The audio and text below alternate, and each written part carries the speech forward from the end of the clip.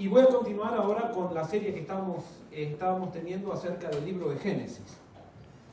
Y nosotros habíamos dejado a Jacob en los momentos de su engaño y analizamos qué fue lo que lo llevó a su engaño.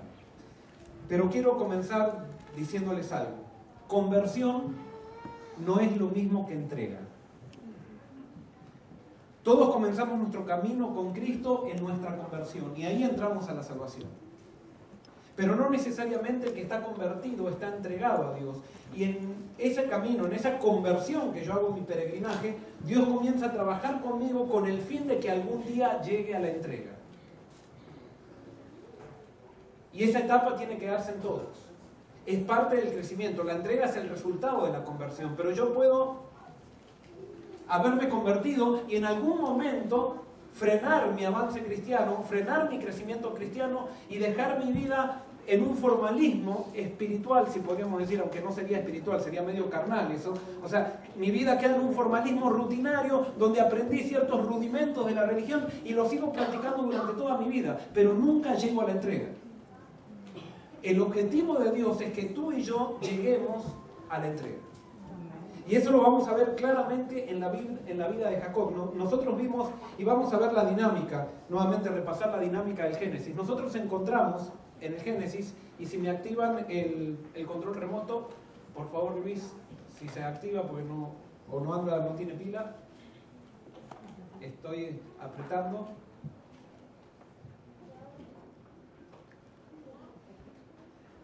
Vos estás apretando, lo estoy manejando yo, ¿no? Entonces está bien. Me pone la mano así arriba como si lo estuviera apuntando. Gracias, Luis. Muy bien, entonces Dios da una orden, ¿se acuerdan? Y junto con la orden siempre, ¿qué es lo que da Dios?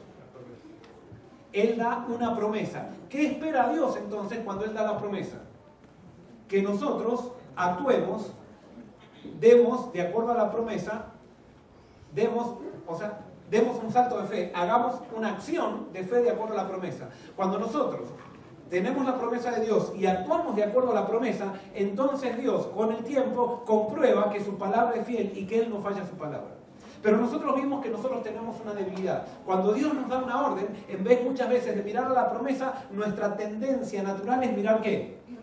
Es mirar las circunstancias. Y cuando vemos las circunstancias, entonces, y nos enfocamos en las circunstancias, entonces damos una acción carnal. En vez de actuar de acuerdo a la promesa, nosotros elaboramos una estrategia para querer manejar las circunstancias y queremos controlar las circunstancias. En un primer momento pareciera que todo nos va bien, pero eso nos complica la vida y trae un resultado personal que hace que nos alejemos de la meta o que demos más vueltas en el camino para llegar a la meta. Dios no nos deja por el hecho de equivocarnos, pero Dios va a dejar que los resultados de mis decisiones se cumplan en mí para que yo pueda aprender a depender totalmente de Él.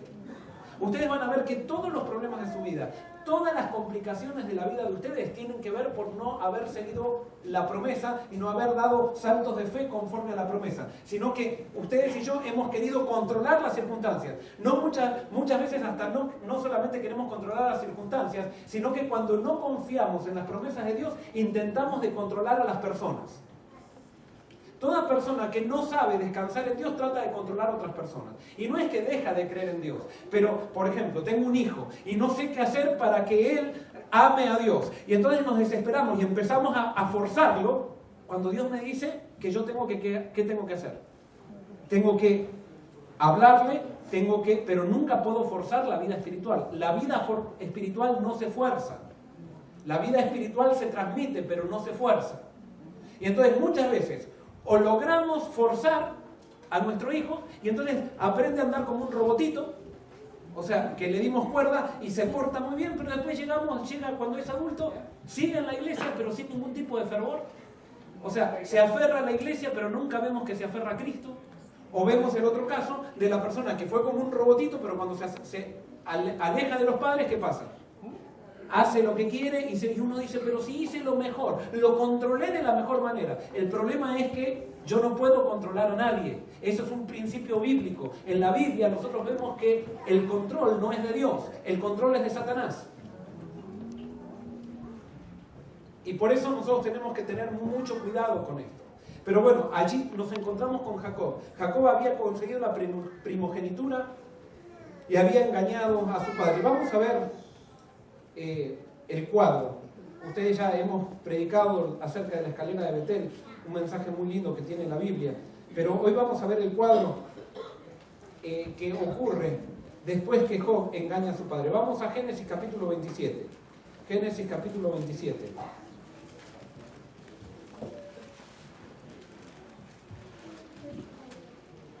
Versículos 41 al 45. Dice lo siguiente: y aborreció Esaú a Jacob por la bendición con que su padre le había bendecido. Y dijo en su corazón: llegarán los días de luto de mi padre, y yo mataré a mi hermano Jacob. Y fueron dichas a Rebeca las palabras de Esaú, su hijo mayor. Y ella envió y llamó a Jacob, su hijo menor, y le dijo: he aquí, Esaú, tu hermano, se consuela acerca de ti con la idea de matarte. Ahora pues, hijo mío, obedece a mi voz, levántate y huye a casa de Labán, mi hermano, en Harán, y mora con él algunos días, hasta que el enojo de tu hermano se mitigue, hasta que se aplaque la ira de tu hermano contra ti, y olvide lo que has hecho. Yo enviaré entonces y te traeré de allá. ¿Por qué seré privada de vosotros ambos en un día? Entonces Rebeca le propone a Jacob huir. Y entonces le dice: una vez que pase el tiempo y que Esaú se olvide, yo te mando a llamar. Jacob huyó de Esaú, se fue. Ya vimos que en el camino Dios se le aparece, le da la seguridad de su promesa, le da la seguridad de su protección. Pero se va Jacob a la casa de Labán, de su tío, y allí ¿cuántos años pasan? Allí pasa 20 años. Y evidentemente la ira de Esaú no disminuyó, porque su madre nunca lo llamó. Es más, su madre muere, y cuando muere, Jacob estaba esperando que antes que muera tan siquiera lo llame, pero cuando muere, todavía su madre no hace ningún intento de llamado. ¿Qué quiere decir esto? Cuando nosotros provocamos un problema en alguien, hermanos, acá hay un principio: eso nunca se olvida. No digas, bueno, con el tiempo se le va a pasar, se va a olvidar. Si tú no arreglas lo que tienes que arreglar, eso no se arregla nunca, y tarde o temprano lo vas a tener que confrontar nuevamente. Muchas veces hacemos eso en nuestros matrimonios. Ponemos la basura bajo la alfombra y decimos, bueno, en vez de enfrentar una situación, nos vamos de vacaciones, tratamos de evitar confrontar una situación, y pensamos que cuando volvemos de vacaciones nos hemos olvidado. Pareciera que nos hemos olvidado, pero la cosa sigue allí latente, y si tú no la confrontas, tarde o temprano va a surgir. Y eso es algo que tenemos que aprender: la responsabilidad de la vida y la responsabilidad de las soluciones que nosotros tenemos en nuestras manos. Dios está dispuesto a ayudarnos, pero Dios no va a solucionar nuestros problemas. Dios soluciona nuestros problemas a través de nosotros, pero no fuera de nosotros. Hay gente que dice, bueno, voy a orar. Sí, tienes que orar, pero si tú no colaboras con la oración y no estás dispuesto a asumir la responsabilidad de lo que te toca, no va a haber ninguna solución. Estás queriendo que Dios haga algo que tú tienes que hacer. Y por eso, por ejemplo, Dios puede perdonar nuestros pecados, pero no nos perdona si nosotros no confesamos. Él ha hecho todo para que tengamos acceso al perdón, pero si nosotros no asumimos responsabilidad, no puede haber perdón. Y por eso pasaron 20 años y ustedes saben que Jacob, así como él engañó, termina siendo engañado. Porque todo lo que el hombre sembrare, eso también segará. Así todo, Dios no lo deja. Jacob puede ver la mano de Dios en esos 20 años, a pesar de todos los líos que se mete, a pesar de las pruebas que pasa, ve que Dios lo está bendiciendo y que Dios está con él. Pero Jacob, a través de todas esas pruebas, tenía que darse cuenta de que, mejor dicho, de cuál era el problema esencial de su vida. Dios le promete a Jacob cuando huía de su casa que él estaría con él. Pero hay una cosa que tiene que ver con este cuadro que estamos diciendo, y esto es algo también fundamental. Dios te da evidencias para que veas que te está guiando hoy. Hoy tú puedes tener evidencias de que Dios está contigo. Y Él te hace promesas con respecto al futuro.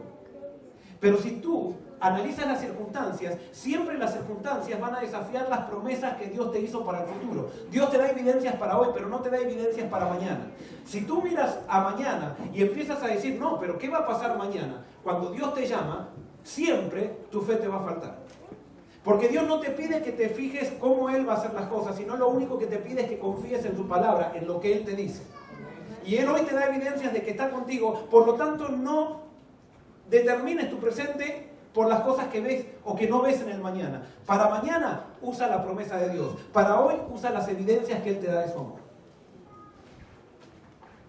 Pero por eso, si tú quieres ver cómo Dios va a hacer lo que te dice que va a hacer, no esperes una explicación de Dios, porque Dios no te va a explicar cómo Él hace las cosas. Dios te va a dar evidencias de que te está guiando, pero no te puede explicar, porque si te lo explicaría tampoco lo entenderías. Y por eso Jacob, ahora pasan los 20 años y recibe una orden de Dios. Dios le dice, vuelve a Canaán. En un sentido, era un alivio para Jacob. Era un alivio porque se salvaba de su tío Labán, que era un despiadado, era un aprovechado. No le interesaba, incluso era un egoísta, que no le interesaba la felicidad de sus hijas. Solamente pensaba en él. En la vida hay dos tipos de personas. Están las personas egoístas y están las personas egocéntricas. Un cristiano no puede ser egoísta, pero un cristiano sí puede ser egocéntrico. ¿Qué es egocéntrico? Una persona que no maduró. Dios está todavía con la persona, puede recibir la gracia, pero esa persona no maduró y todo tiene que pasar alrededor de él o de ella. Son personas que cuando crían a sus hijos son esas personas que manipulan a sus hijos o que manipulan al esposo o a la esposa de algunas maneras generando culpa para que se poder hacer que ellos hagan lo que ellos quieran. Por ejemplo, se va el hijo a comer a la casa de la suegra y dice, y nosotros nos quedamos solos. O sea, tirando el mensajito para generar culpa, para que la gente haga lo que ellos quieren. Esas son personas egocéntricas. No quiere decir que son malas, pero con su egocentrismo perjudican las vidas de los que los rodean. Y por eso nosotros tenemos que entender que no hace falta solamente venir a la iglesia, nosotros tenemos que madurar. Y hay personas que puede ser que llegan a tener 89 años y siguen siendo todavía egocéntricas.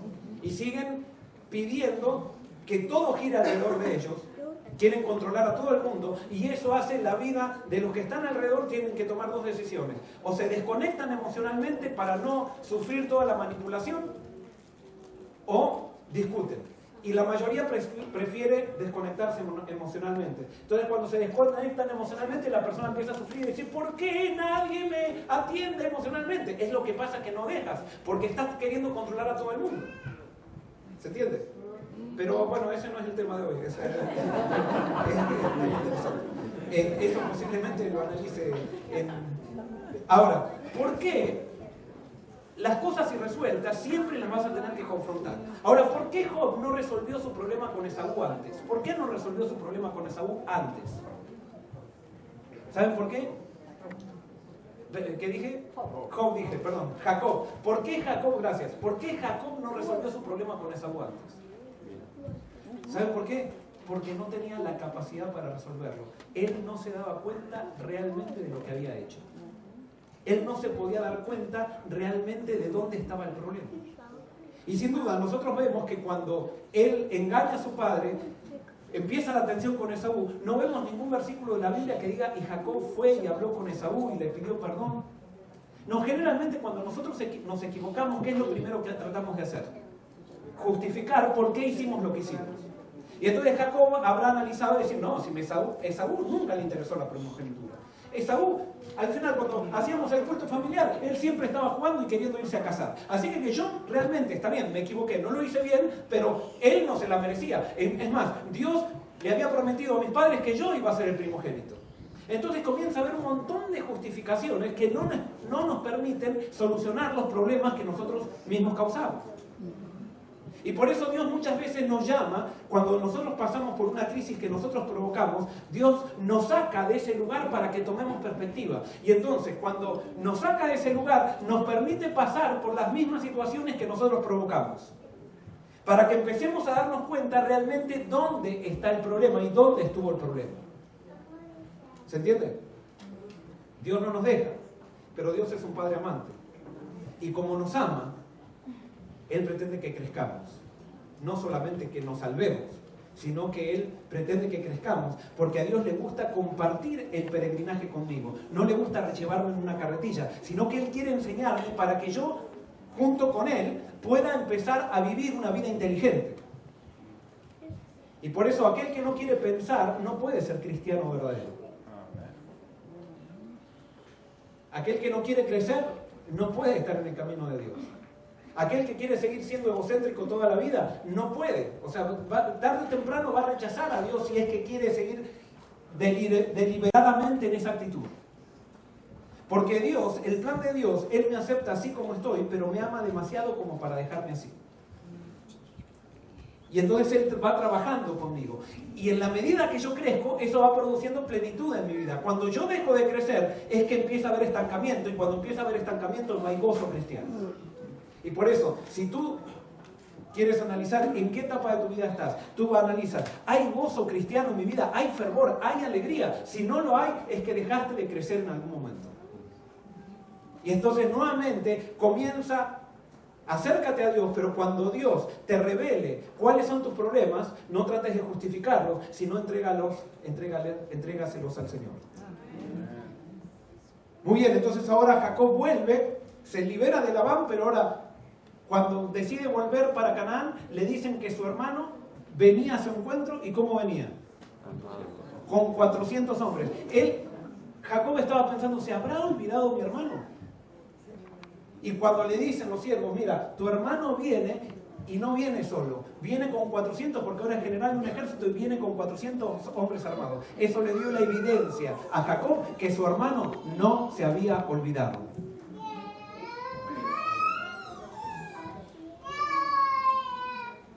Cuando tú le hiciste un daño a alguien, sea que lo hiciste a propósito o no lo hiciste, no pienses, y vuelvo a repetir el concepto, no pienses que porque pasó el tiempo se solucionó todo. Es necesario que hables con tu hermano. Es necesario que hagas lo que tienes que hacer. Es necesario que confrontes el mismo problema que hiciste hace 20 años, que ahora lo hables y que trates de solucionarlo. Si no, puede ser que tu hermano venga con un ejército. Y eso sería un problema para ti y para tu hermano. Eso haría que tu vida termine en una crisis. Y por eso quizás hoy te trajo Dios, porque es necesario que hagas esa llamada telefónica que hace mucho estás evitando hacer. Quizás Dios te trajo por el hecho de que es necesario que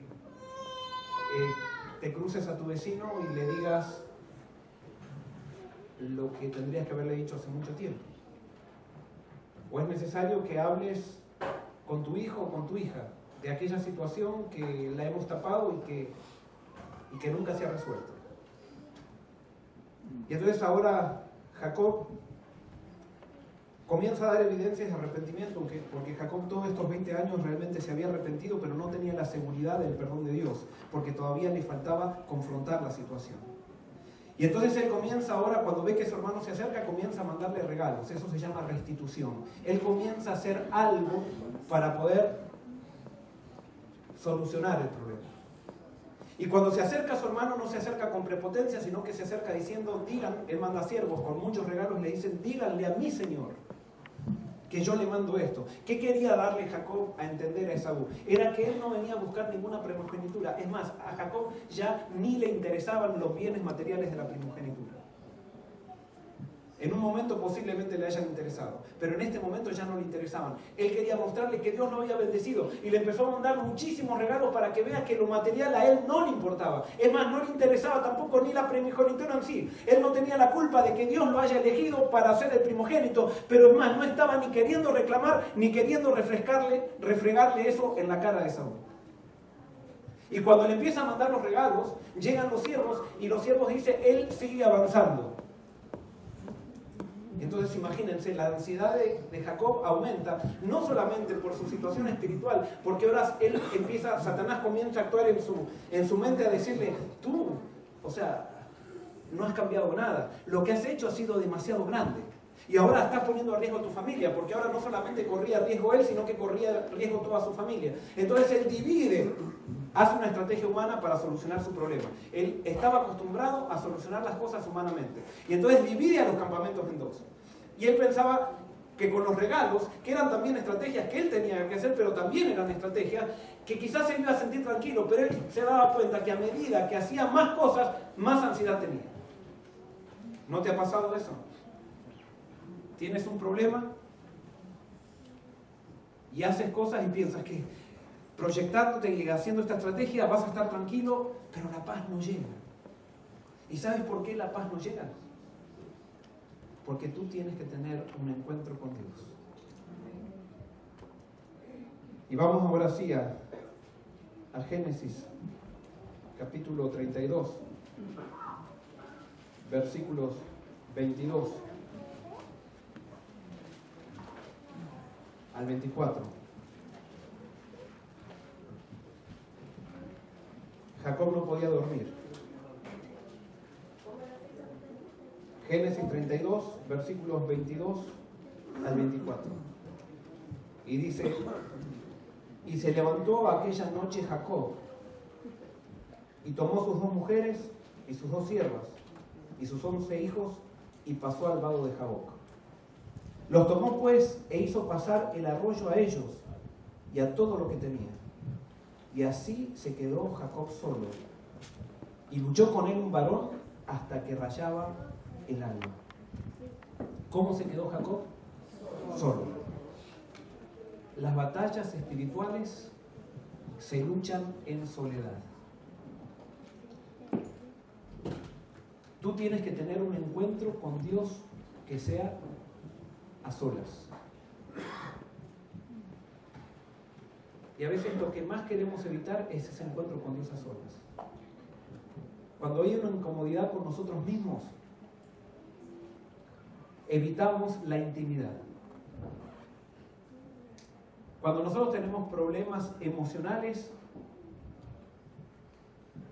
evitamos acercarnos demasiado a las personas. Porque las relaciones hacen que salgan nuestros problemas y nosotros no queremos ver nuestros problemas. Es más, ya somos demasiado conscientes de nuestros problemas. Y como somos demasiado conscientes de nuestros problemas, no queremos más dolor en nuestra conciencia. Porque hemos tratado de solucionar nuestros problemas y no hemos podido. Hemos intentado y no hemos podido. Pero las batallas espirituales se luchan en soledad. Y por eso Jesús sabía que para poder morir Él tenía que tener un Getsemaní. Y por eso Jesús no murió en la cruz, sino que Jesús primero murió en el Getsemaní. Si no hubiera habido un Getsemaní, no hubiera habido una muerte en la cruz. Si no hubiera habido un Getsemaní, Él nunca hubiera llegado a la cruz, ni hubiera habido resurrección. Y por eso, si tú quieres tener victoria en la situación difícil que estás viviendo, si tú quieres tener victoria en la crisis que te está amenazando, es necesario que la venzas a solas. Es necesario que tengas un encuentro íntimo con Dios. Y va a llegar un momento en la vida que todas tus estrategias no van a servir de nada. Y ese es el momento que puede ser el momento más oscuro de tu vida, pero puede ser que empiece a ser tu amanecer, si es que estás dispuesto de una vez por todas a quebrarte delante de Dios y decir: Señor, yo no puedo. Es aquel momento cuando todos tus pasados, de tus éxitos anteriores, no te sirven de nada. Porque muchas veces nosotros, para enfrentar las situaciones, nos decimos: pero yo he podido hacer esto, he podido hacer aquello, he podido hacer lo otro. Tengo este pedigrí, tengo esta situación en la cual todos me aplauden. Entonces, en eso basamos nuestra fortaleza para enfrentar situaciones. Pero Dios no quiere que bases tus fortalezas en ti mismo, porque va a llegar un momento que te vas a dar cuenta que no tienes más fuerza. Él quiere que acudas a Él.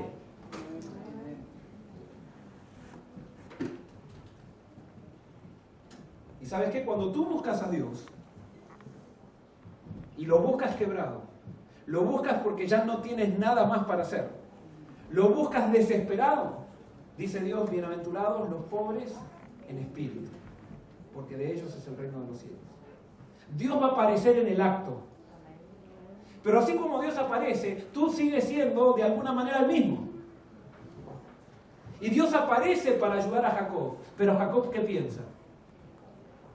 que era un varón que venía a matarlo. Y entonces ahora Jacob comienza a luchar con aquel Dios que venía a ayudarlo. Porque ese es un símbolo de lo que había pasado en toda la vida de Jacob. Jacob había pensado que la vida cristiana o la vida espiritual tiene que ver con luchar. ¿Y sabes qué? La vida cristiana tiene que ver con rendirse. La vida cristiana no tiene que ver tanto con obedecer, sino que tiene que ver con permanecer. Tú puedes obedecer toda tu vida y perderte, pero si permaneces en Cristo, vas a ser fiel y no te vas a perder. Pero nosotros muchas veces queremos todo hacerlo por nosotros mismos. Y es como que no podemos creer y descansar que Dios puede hacer todo. Y para eso tiene que venir una crisis en nuestra vida. Una crisis que nos quiebre emocionalmente para que nosotros nos demos cuenta que no podemos. Para que esa crisis se transforme en nuestra victoria.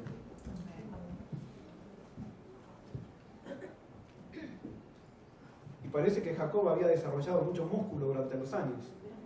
Porque estuvieron luchando horas y horas. Y nadie ganaba.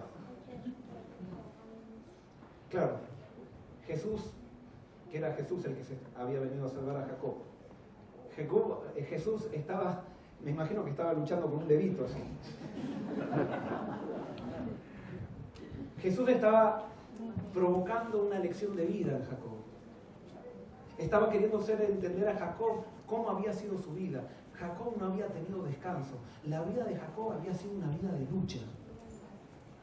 Bien intencionado él, pero equivocado al fin. Porque Dios no quiere una vida de lucha para ti ni para mí. Él dice, venid a mí todos los que estáis trabajados y cargados, que yo os haré descansar. El gran problema es que nosotros no creemos que Él puede hacernos descansar. ¿Y saben qué? Cuando estaba leyendo ese versículo, venid a mí todos los que estáis trabajados y cargados, creo que Jesús se está refiriendo. Cuando te dice, venga que yo te haré, es como cuando tú agarras a tu hijito de 1 año y lo pones en tus brazos y él se relaja. Jesús te está llamando así como un niño, ven. Pero cuando Jesús nos está llamando a venir, nosotros comenzamos a luchar con Él. Porque pensamos que la circunstancia que viene es demasiado grande y que si nosotros no actuamos, todo se va a venir abajo. Y Dios no es que quiere que te duermas en sus brazos y que no hagas nada. Lo único que te pide es que vengas a Él para descansar. Sí, que te duermas un poco en Él, para que agarres la fuerza de Él, porque la circunstancia con la fuerza de Él, tú la vas a poder enfrentar. Dejando que Él guíe las cosas, que Él provoque las cosas, y no tratando tú de provocar las cosas como había hecho Jacob hasta este momento. Él había querido ayudar a Dios, había querido tomar atajos para llegar a los objetivos que Dios le había propuesto, y se dio cuenta que cuando nosotros usamos un atajo, hacemos el camino más largo. Todos los atajos que tú tomaste en tu vida y que yo tomé en la mía, nos hicieron hacer el camino más largo. Si quieres llegar, es una paradoja, si quieres llegar más rápido, espera en Dios. Es esperar, llegar más rápido es esperar. Esas son las paradojas de la vida cristiana. Para llegar rápido tengo que esperar en Él. Siempre que te apresures, tendrás que terminar esperando en las circunstancias, que va a ser mucho más largo que si hubieras dejado que Dios haga y no meterte tú en el camino. Versículo 25 dice, y cuando el varón vio que no podía con él, tocó en el sitio del encaje de su muslo, y se descoyuntó el muslo de Jacob mientras con él luchaba, y dijo, déjame, porque raya el alma.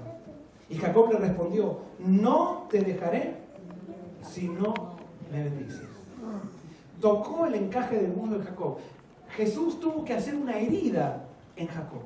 Tuvo que hacer una herida para que ya la última fuerza que le quedaba a Jacob, porque todavía evidentemente algo de fuerza le quedaba como para decir, todavía puedo hacer algo. La última fuerza que le quedaba ya se vaya. Y allí cuando Jesús tocó el muslo de Jacob, que simplemente lo habrá tocado y le produjo un dolor terrible a Jacob, no pudo caminar más. ¿Y de qué se dio cuenta Jacob? Que estaba luchando con Dios mismo. Y ahí se dio cuenta, y empezó a pasar en la mente de Jacob y se empezó a dar cuenta de toda su vida cómo él, en vez de haber descansado en Dios, había luchado con Dios. Y entonces es interesante porque ahora Jesús le dice, déjame. Ahora Jacob primero estaba luchando para que no lo toque. Y ahora Jesús le dice, déjame. Se aferró tanto Jacob, le dice, déjame. Ahora Dios muchas veces te va a pedir en tu vida que lo dejes. Parece medio increíble. Dios te va a pedir que lo dejes. ¿Sabes para qué? Para que te aferres más. ¿Te acuerdas cuando los discípulos estaban remando y había una tormenta? Dicen que Jesús fue caminando por el agua, y si ustedes leen en el versículo, dice que Jesús los llamaban los discípulos y él hacía como que iba de largo, como que no les prestaba atención. Entonces él pasaba de largo y ¿qué hacían los discípulos? Gritaban más. Porque si Dios muchas veces responde demasiado rápido, nuestra fe no se manifiesta en clamor, y nuestra fe entonces así no crece. Y por eso Dios muchas veces hace como te pide, déjame, para que tú clames más. Nunca cuando Dios te diga déjame, le creas que realmente eso es lo que Él quiere. Eso yo le llamo el lado femenino de Dios. ¿Me entienden?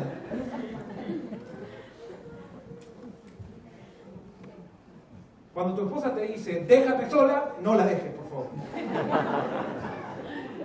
Cuando te dice, no quiero hablar, es que realmente quiere hablar. Ese es el lado femenino de Dios. Porque entonces se tiene que manifestar interés. Las mujeres entienden muy bien esto. Si yo quiero hablar, yo tengo que manifestar interés en hablar con la persona que estoy queriendo. No es hablar simplemente, sino que es conectarme con la persona. Y muchas veces nosotros queremos simplemente salvarnos de las circunstancias para poder pasar el momento. Y acá no es cuestión de pasar el momento, la cuestión es conectarse con la persona que estoy teniendo esa situación. Y por eso el ángel le dice, déjame a Jacob, déjame, porque todavía había que limpiarse algo más en el alma de Jacob. Y Jacob entonces ahora dice, no, ahora que me enteré que eras Dios, yo no te dejo de luchar y me aferro.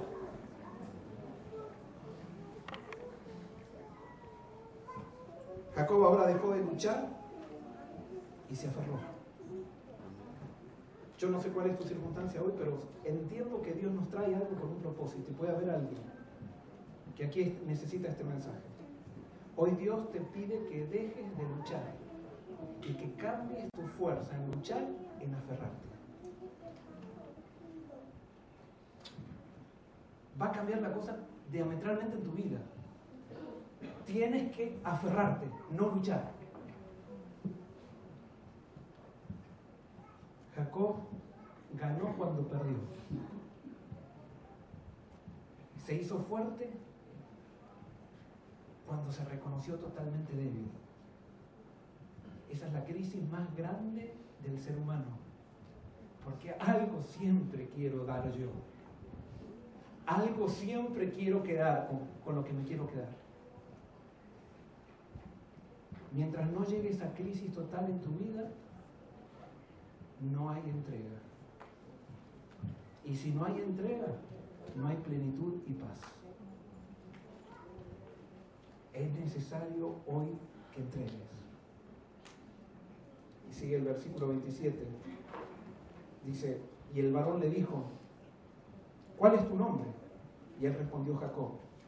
Y el varón le dijo, no se dirá más tu nombre Jacob, sino Israel, porque has luchado con Dios y con los hombres y has vencido.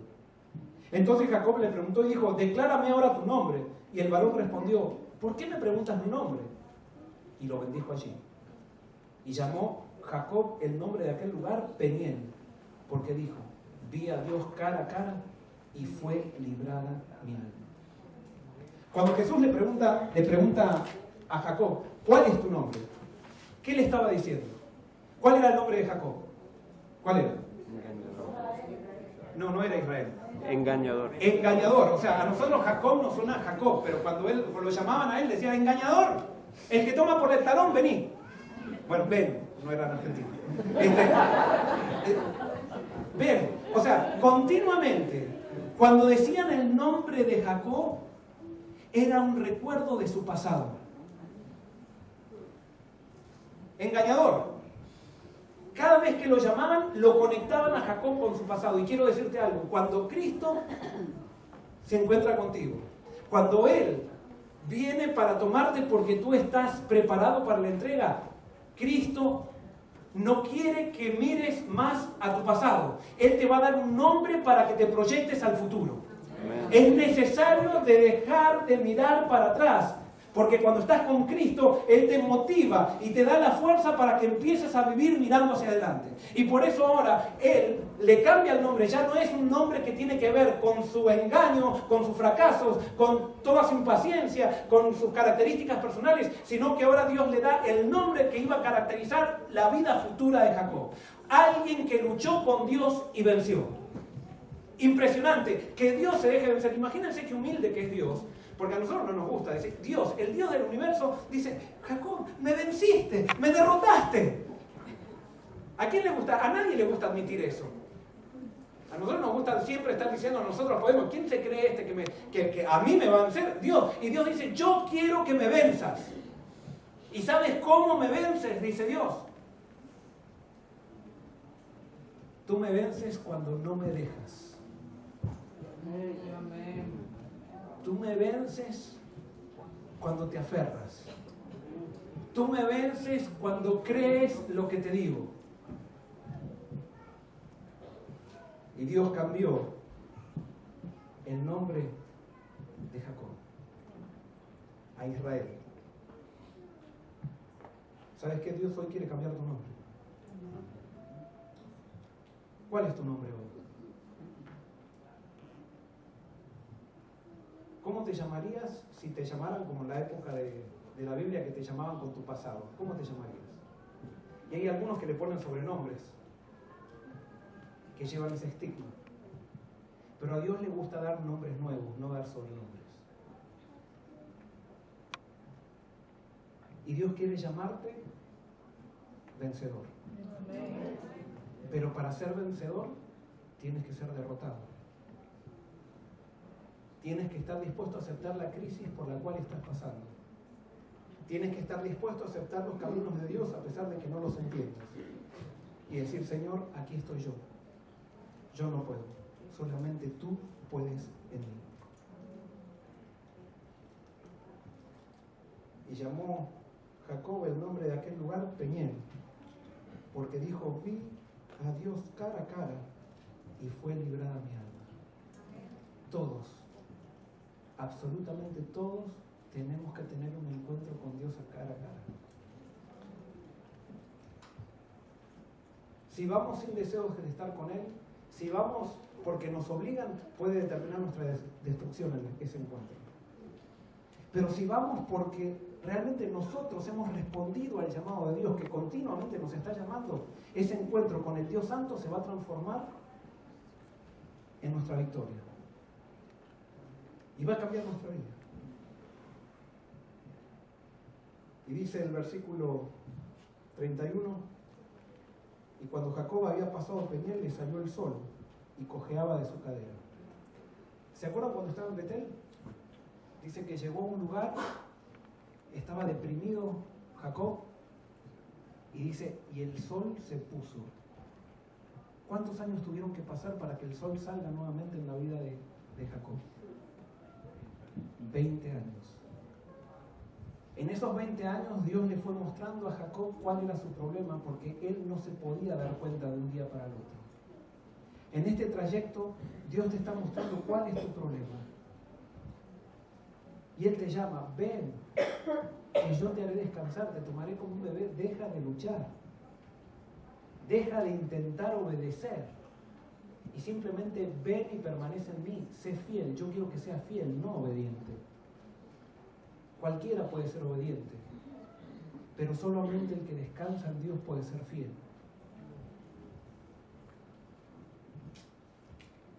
Deja de elaborar estrategias, deja de tratar de controlar a los demás. Relájate. Soy yo el indispensable, no eres tú.